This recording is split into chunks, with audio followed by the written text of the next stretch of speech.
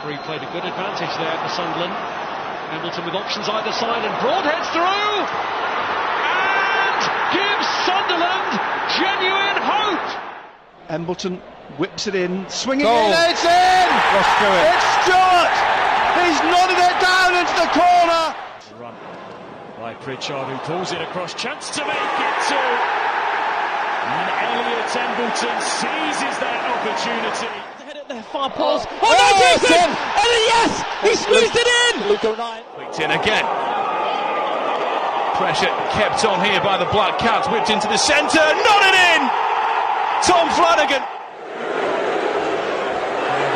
Inviting Neil to shoot. It's exactly what he does.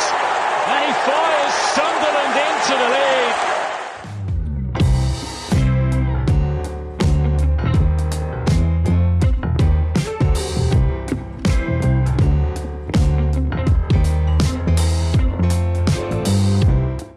And welcome back to the What the Falk Sunderland Preview Podcast. Sunderland went top of the league temporarily with a massive 5-0 win over Sheffield Wednesday last week, but with our game against Fleetwood called off, we do enter this weekend's game in second place.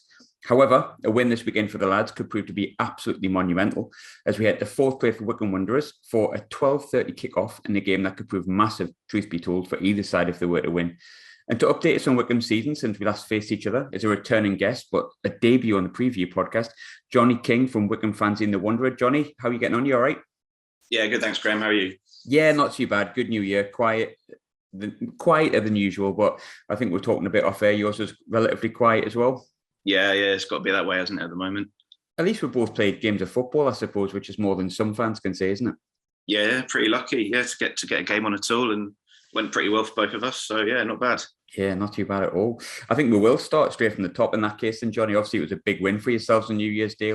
Even a Soul Sam Vokes goal gives you a win at Charlton, who are obviously in form or at least improved since their shaky start. How was the performance? It wasn't too bad. You could argue we got away with it a little bit. I think maybe a draw would have been a fair result. But yeah, Charlton played well. I think better than a lot of us expected.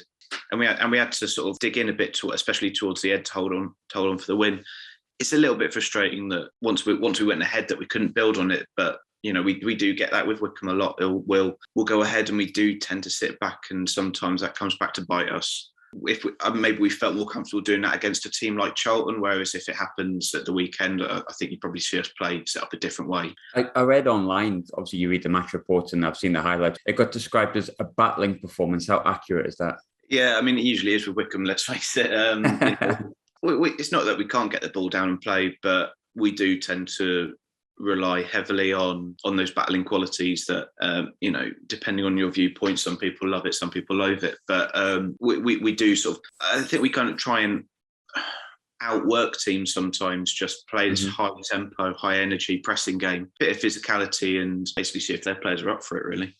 I think obviously it suffered defeat in the previous game away to Ipswich, who I don't know what Ipswich are this season. Sometimes they're good, sometimes they're bad. You've seen the good of them both times, but you had a late equaliser, I think, in the game before that for a 2-2 draw at home to AFC Wimbledon. So how important was that win in Charlton? Because obviously those results aren't perfect for a team that wants to push for in and around the automatic promotion spots, but it kind of gets you back on track. And Charlton are a good side. Yeah, we've been a bit. Well, I say a bit. We've been pretty inconsistent, to be honest, over the last few weeks, and it's a bit frustrating that we had 2 games cancelled due to the other side having COVID outbreaks, because those games were Cambridge and Bolton, which were 2 on paper quite winnable games. Because we're now going into this quite tough run of fixtures. Got yourselves, Oxford, the franchise, and I think another team, quite a tough run of games. So it was a shame we couldn't have played those 2 quite winnable games, because, yeah, we are pretty patchy, to be honest. The results have been mixed, and we really got ourselves out of jail against Wimbledon. The Charlton game could have gone either way. We're papering over the cracks a little bit, if I'm being honest, and we need to put a little run together if we're going to be serious about challenging for a playoff place, I think. How important are the next few games? Because obviously looking there, you've got, like you said, you've got Oxford coming up, MK obviously at home, teams in and around you, essentially, but win all those games, or at least come out with it unbeaten with a couple of wins and maybe a draw here or there, put you in really good stead going into the second half of the season, doesn't it? Yeah, I think most Wycombe fans would be delighted just to take even a couple of wins from the next few games.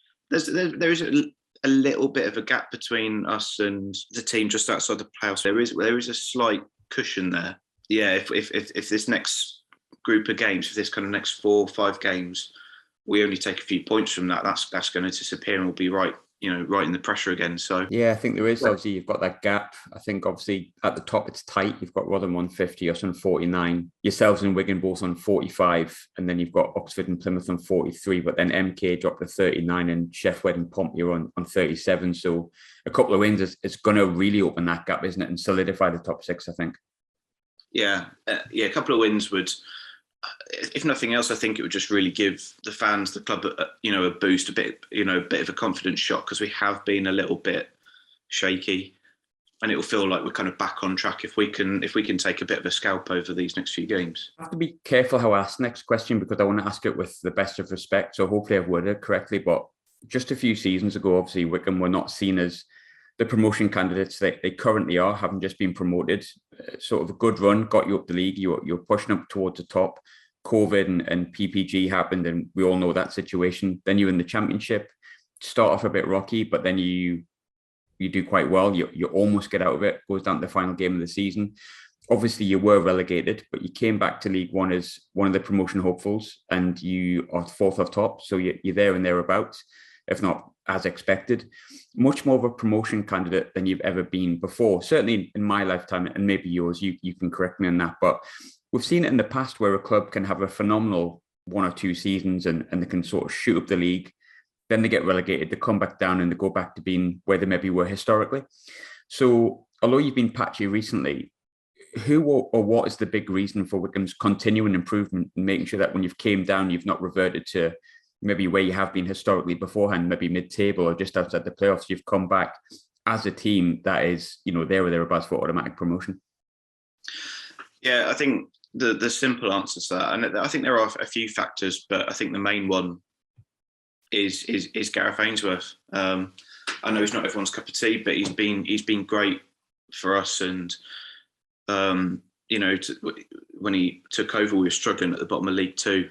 Nearly went out of the Football League altogether, and for him to take us to where we are now was extraordinary. And it's, a lot of it is the same players. A lot of this current squad played in League Two for us.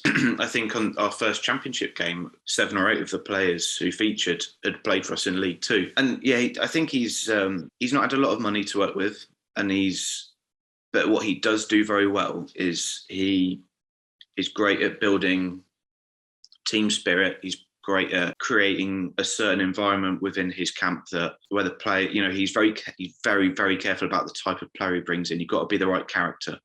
You've got to be, an Ainsworth player. And he's built this squad of players who all work for each other, who all get on with each other, who will not give up, even if we're, 2-0 down with 5 minutes to go. They'll keep fighting. And look at some of our results where, we've been losing games going into stoppage time and come out with a win, come out with a draw. That really helped us get over the line when we were promoted from League Two, and it helped us kind of make a fight of it in the Championship. He's been absolutely key, and to the point that I'm really terrified about what is going to happen to us when he inevitably does move on, because he's been such a catalyst for this change in fortune. That we've never played in the Championship until last season. That was our first time. In my lifetime, we spent most of, we were a non-league club until 1993 even. We spent a lot of our time in League Two, so even just being in League One's pretty good for us. So he's been brilliant. I think also the change in ownership has been key. The American Kuig family came in. I was a bit cynical about them, to be honest, but they've been really good. We couldn't keep going under fan ownership. Well, we could, but we would have always been a League Two team. They've not chucked money in. The investment's been quite small, but it's been smart. And it's allowed Ainsworth to just keep doing what he was already doing, but with a bit more, we're not fishing down the back of the sofa for 10p's anymore. He used to have to buy nets for the training ground out of his own pocket. They've just been sensible investment to make sure we can run a bit more professionally, be a bit more of a Championship club than instead of being like a non-league club playing in League One. And I think that's been key. It's been sort of like a quiet revolution in a way. There's not been huge upheaval. it's just been very gradual, sensible changes. With Ainsworth, obviously I was half expecting the answer, because you can see, no matter what you think about Gareth Ainsworth, the job he's done at Wycombe's been phenomenal, because, as you say, Wycombe have historically not even been a League One club a lot of the time, truth be told. But with Ainsworth, obviously he was linked to Sunderland 2-3 years ago. We ended up getting Parkinson. He's been linked to, I think, QPR. I think he's been linked to Blackburn. He's had a few links elsewhere outside of Wycombe, and yet he's remained where he is. There's probably very few managers that are in no danger of being sacked whatsoever across all 4 top divisions. He's probably there. He's probably up in the top 5. He's got no danger of being sacked whatsoever. He'd have to go on a horrendous run for him to be sort of taken out of Wycombe, I think. But he's surprised that no club has taken the plunge with him, and no club's just gone, you know what, let's give it a go, like a championship team maybe. Yeah, pleasantly surprised. There's lots of things. There's rumours that he's always said it would have to take something really special for him to leave Wycombe. Not because we're some kind of magical club, but I think because he's happy in.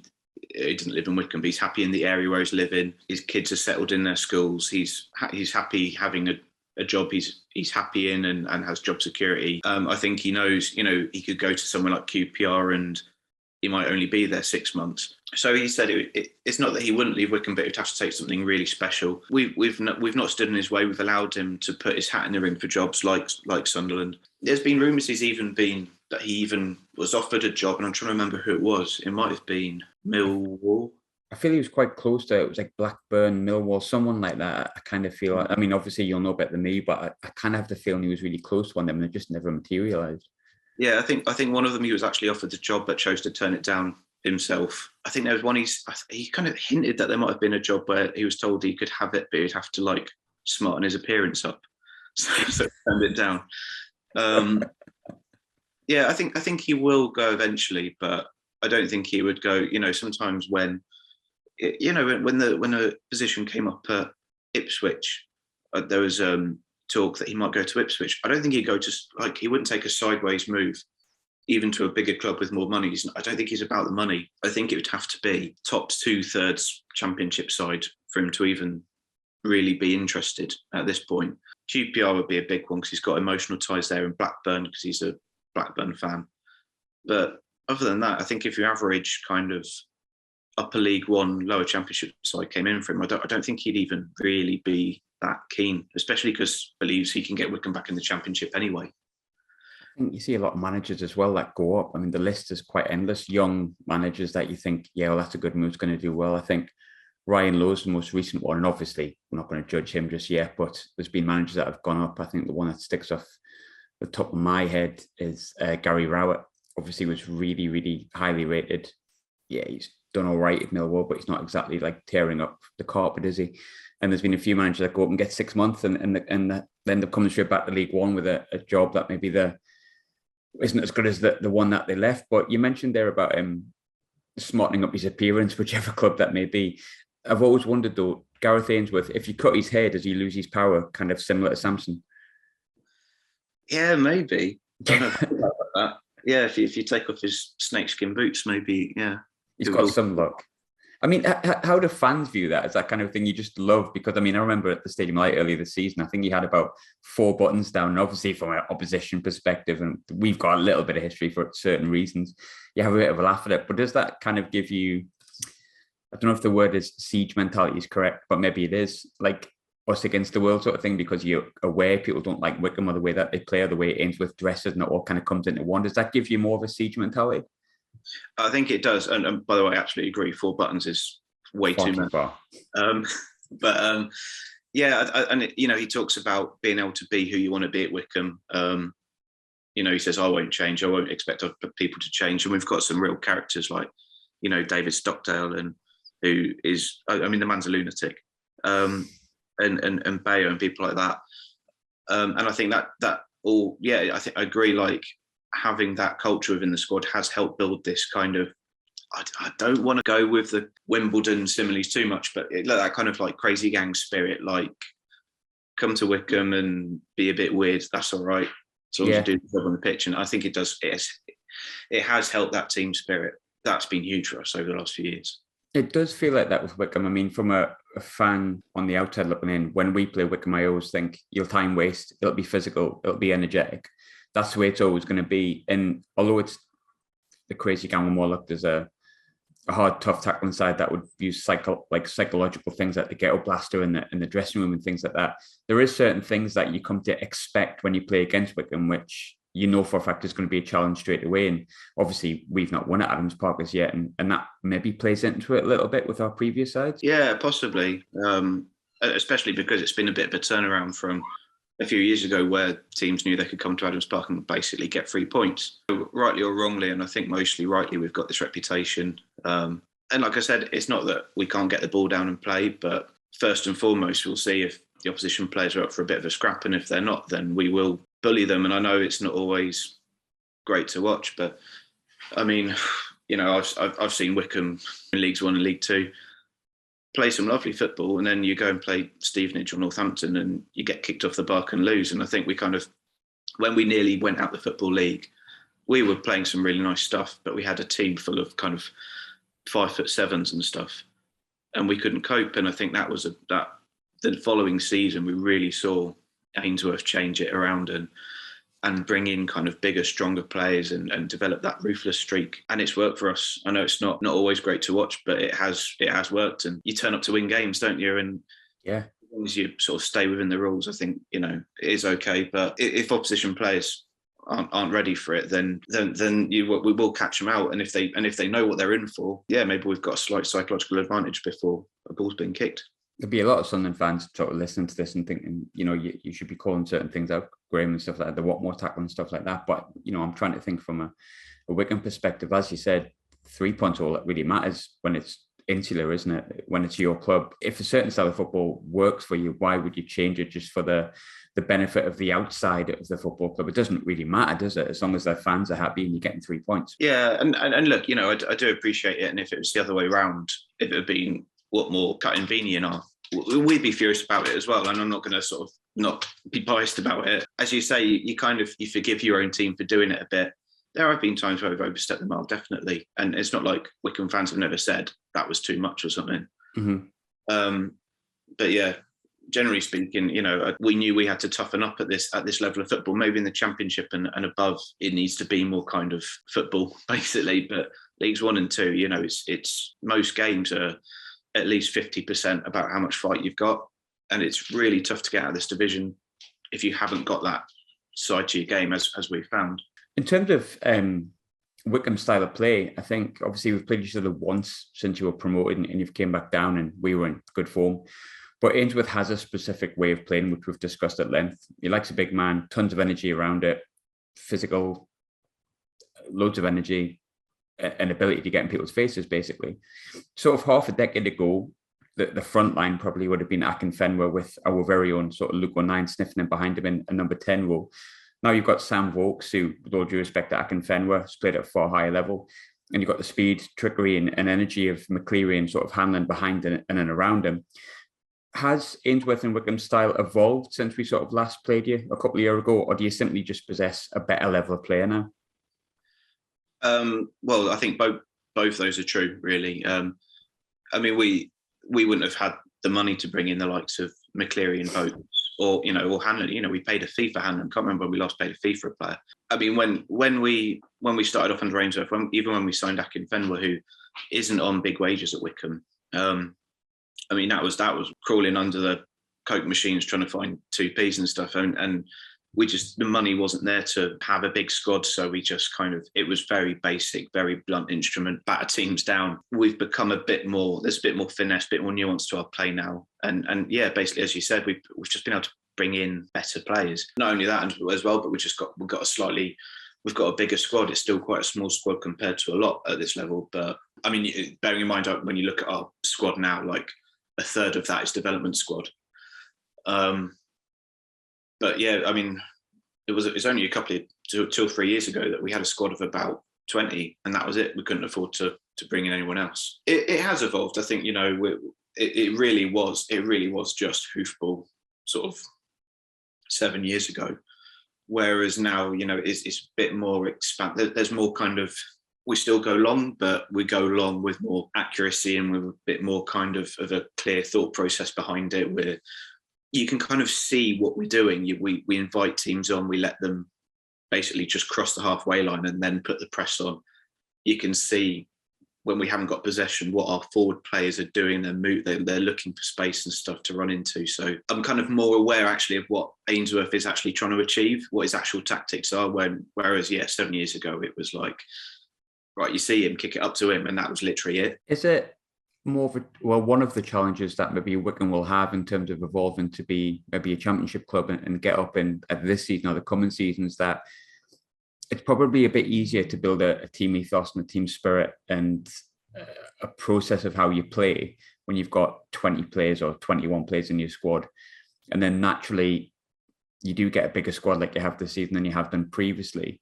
And it's harder to maybe garner that because you'll have one or two players that are really unhappy about not being in the match day squad for a certain amount of days, or you'll have an injury and the player's down with that. Is that kind of one of the challenges Ainsworth is going to come up against as Wycombe evolve, having that bigger squad and trying to garner a team spirit, or do you think you'll manage to achieve it even with a slightly bigger squad? Yeah, I think it is going to be something he's going to have to maybe contend with now. And he was talking about it a few weeks back, and he said, I still want to keep quite a small squad. And we've our senior squad, if you like, is still kind of around the kind of 23 mark.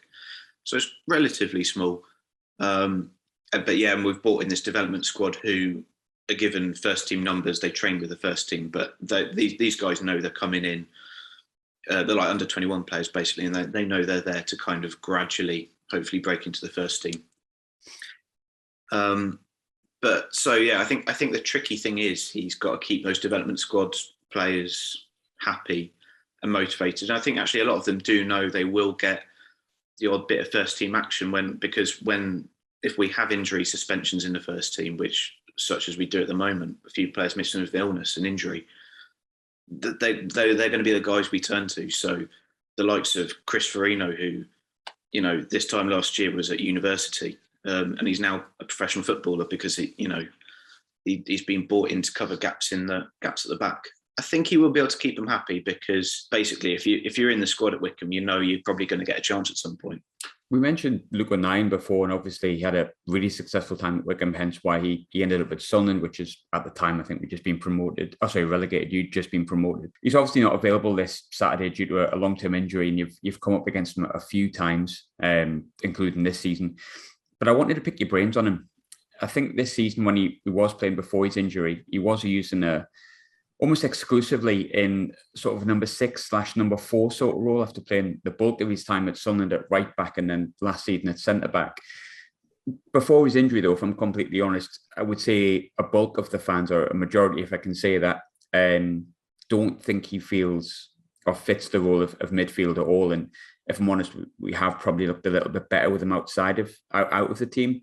However, when he's at right back or left back, he always seems to do a good job. But how surprised are Wycombe fans that Luke O'Nien's evolution has not been developed into an all-action number 10 or a number 8 midfielder, and instead actually looks more of a natural right back? Could you ever have imagined him as a defender during his time at Wycombe? No, not really. I mean, he did kind of fill in different roles in Wycombe. Like, if we needed a left winger, he'd kind of be the natural choice because he was quite a well-rounded player. But yeah, we're quite surprised to see that he was regularly playing at right back. Or I think he might be. Was he playing at right wing back for quite a while? Right wing back under Parkinson, and then sort of when I would say he played more games at centre back last year, but that was probably more down to necessity. And towards the end of it, we probably could see he wasn't at centre half, but he actually did quite well for a little while at centre half as well. Yeah, we were quite surprised, but partly because he's quite slight. He's not the biggest of lads, and maybe you get away with that like in a wing-back role, but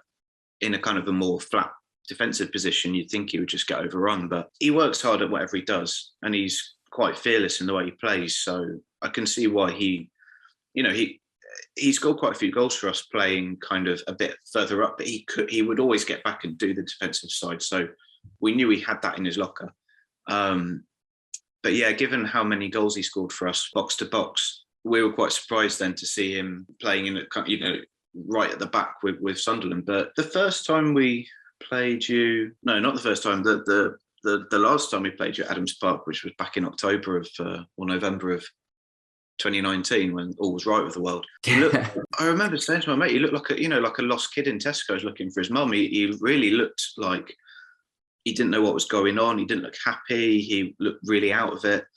And then fast forward went up to the Stadium of Light that same season and he ran riot. He had a really good game. 4-1, 4-0? 4-0. I don't think we even got one that day. I think you're right. Yeah, and he ran riot. And that was when I kind of thought, oh, okay, yeah, I think Sunderland are onto something with this. I just wondered if he would, because he's got that attacking intent. I wondered if he kind of would get out of position quite a lot and get a bit carried away. But yeah, I'm disappointed he's not developed more at Sunderland. Really good player on your hands when you signed him, and he must be coming up to his kind of getting on to his sort of mid to late 20s now, where you would expect to see some real. He's kind of approaching probably the apex of his abilities. And yeah, I'm surprised he hasn't kicked on more for you, because I really thought it was going to be a case of you'd have him for a few years and then you'd be selling him onto a, one of the, top half championship side. And that's not happened for whatever reason. I don't know if it's a case of, because he's obviously played in a few different positions and he played a few different positions for us. And it might be a case of, he's suffered from being so versatile. He's suffered from not nailing down one position. Please don't take it the wrong way. I'm a little bit, like I said, I'm a little bit surprised he's still at Sunderland. In terms of, I thought that's someone you might have signed thinking, this is someone we're going to be moving on again. It's sort of the remit, isn't it? It's sort of the remit of buy cheap, do a job, and then go up. That's kind of the remit, I think, even still at most clubs, unless you're in the top four. So no, I don't think anyone would take offence to that, not at all. He's still, I think, young enough to develop further. And he's got a great, he always had a great attitude. He always had a great work ethic. So if he can improve, I'm sure he will. Because he seemed to develop at rocket speed at Wycombe. And then he clearly has got even better at Sunderland, but he's not quite hit the heights that I think he can still hit, and maybe it'll just be a case of he'll do it, in a year's time or something. Fingers crossed. Yeah, I do believe in him. I think he's a great player. I don't know if it might have just been a bit. Perhaps it was more obvious because he's a big fish in a very small pond at Wycombe, and this was when we had a really tiny squad, and he was by far and away one of our best players. Whereas I guess at Sunderland, it's kind of it's probably harder to stand out no matter how well you play. Frankly, I guess you can kind of get a bit lost in the place, Another name that links the clubs, unfortunately for me, because I'll openly admit I think he's my least favourite Sunderland player for the past few seasons, is Josh Scowen. He seems well loved at Wycombe. Obviously, he started there. How's his second coming been? Yeah, it's been good. And he, unfortunately, he missed a few games with injury recently, but he came back into the side against Charlton, so hopefully he'll be available for Sunderland. Again, he's quite a Luke O'Nien style player, maybe not as technical, not as attacking, but when you signed him, I thought that's a great signing for Sunderland, because the last time we spoke, I think we were talking about that Sunderland always looked great in League One footballing wise, but just maybe missed that grit to sort of get them over the line against teams like Wycombe. And so when you signed Scowen, I was like, yeah, that's what they need. And I don't know why it didn't work out. He's not, blessed with loads of technical ability, but he's like, you throw a tennis ball for a terrier, he'll just get that ball, and he'll run through anyone who gets in his way. Can obviously cause problems in that sense, but I think he's a great player to have in midfield if you've got the right players around him to kind of cover for what he lacks. So yeah, there's another one where I'm surprised he didn't find more success at Sunderland, to be honest. We've got better midfielders now that can take the ball from the ball winner or the water carrier and do something. Maybe that's something he's missed. Only he will probably be able to admit that. But obviously, our game earlier in the season, we were fine. We won 3-1. We had a rocky spell a few months back with a few defeats. Obviously, with Kim roaring back, we've scored 8 goals now our last 2 games. You've been in and around with us since we've been in this league over a couple of seasons. You've touched on before why you felt Sunderland maybe didn't go up. For what it's worth, I kind of agree with you. I think we did miss that bit of grit and probably that little bit of quality. From the outside looking in, does Sunderland's season seem a little bit different to you? Do you think Sunderland might actually do it this season from what you've seen? Yeah, I do, because you're still up there now. Like you've had a rocky spell, but you've stayed up there, and I think that's key. And I think we were saying last time, it's such an inconsistent league here. Before, I don't know why. League One has always been really inconsistent. It's like no one wants to win it. And we've seen teams like, I know they're kind of still there or thereabouts, but Plymouth, who were top of the league for quite a while, and we're getting these great results, but they couldn't sustain it. And I think that yourselves, Rotherham and Wigan, have consistently stayed in those kind of top 3 positions. The fact you're still there around the halfway point of the season, I think, is a really good sign. Okay. And that same, the season Wycombe went up, we never dropped out the playoff places until the very last week of the season when we didn't play. If you've got that consistency, you'll probably be all right come the end of the season. And we've seen the other teams, we've seen Plymouth, Wycombe as well, frankly, have kind of really bobbed about that kind of like those top places. But yourselves and a couple of other teams have stayed quite consistent. And I think that's a really good sign. Yeah, I think it's massive, isn't it?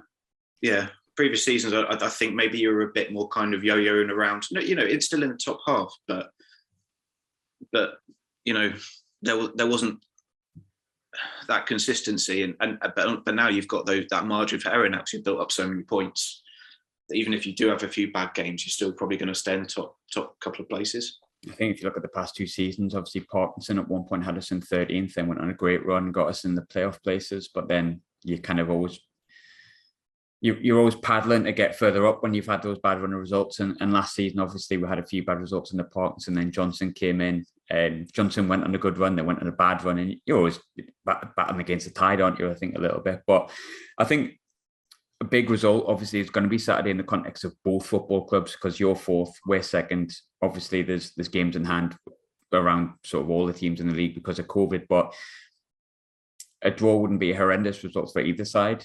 A win would be massive for both sides. But what are your predictions as final question? To be honest, I think you will win. I think we've got a few key players missing in midfield and at centre back as well. Chiefly, we're really missing Anthony Stewart and Ryan Tafazoli. Maybe one of them will be back, but they've both been out for a few weeks now. And yeah, I think we've just, like I said at the start, I think we kind of flattered to deceive against Charlton a little bit. So I think Sunderland will win, to be honest.